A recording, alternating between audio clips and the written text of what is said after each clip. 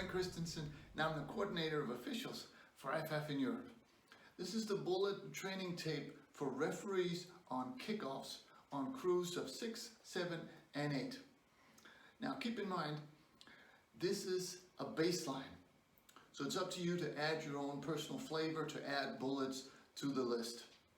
And with that said, I hope you enjoy it, and I hope you find it useful.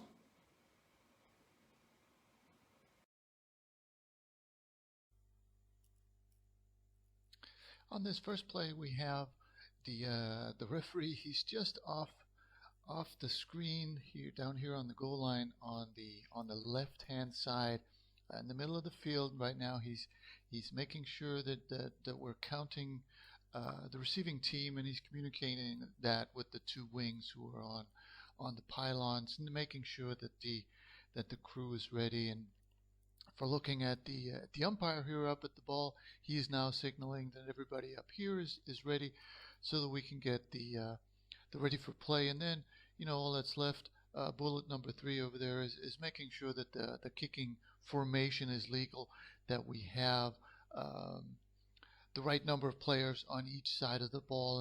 And then once the ball gets kicked, which is going to happen here in about a few steps,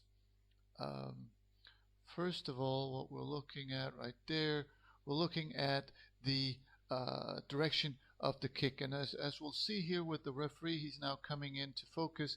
He's turning his body so that he's facing the ball or the kick, so that he can focus on the ball getting caught. So right there, so that we have a good catch, or in this case recovery, and that we also have a we know if it's a fair catch. Now that's not so relevant here, but sometimes it does happen. Then the first thing we do after that, we'll see here the referee and also the wing, we wind the clock, make sure that the clock operator knows to start the clock. And then really it's just a matter of cleanup. So bullet number 4 there, clean up wide, because the wings are responsible for progress. So we're looking for blocks in front of the runner, cleaning up once the runner gets past the first few players there. Now we're cleaning up again. Anything that happens between us and the ball is our responsibility or our focus. And then the ball dies,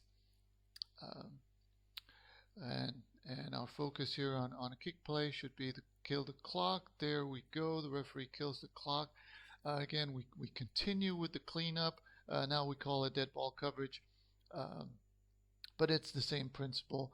And once the players separate, we need to know what the result of the play is, and we need to make sure that the crew is ready before we release the ball for the first down after the kick.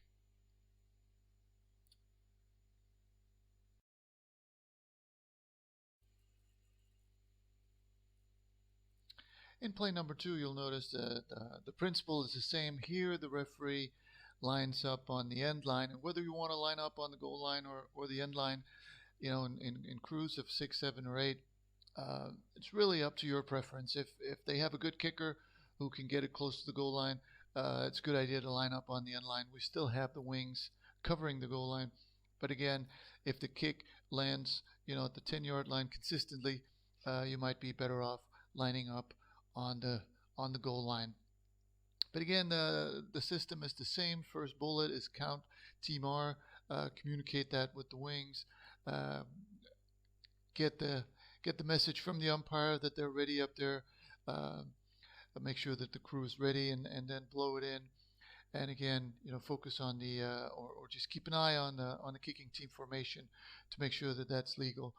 I realize that you're 65, in this case 75 yards away, but it's still fairly easy to see if they have at least 4 players on each side of the ball.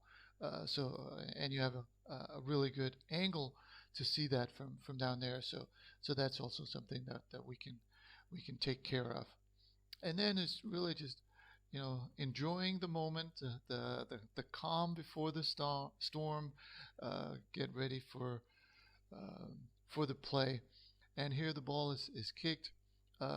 Get the direction of the play or the direction of the kick, the players will also let you know where the ball is going, and then make sure that you have a good kick or a good catch rather.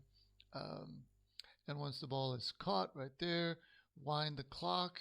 Referee also should wind the clock here, but instead he does good movement upfield, covering blocks. Again, anything between you and the ball, anything that's closest to you from inside out.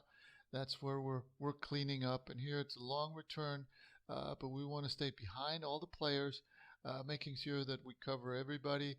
Right now that would be anybody between the 40 and the 50, or even as far up as to the 45.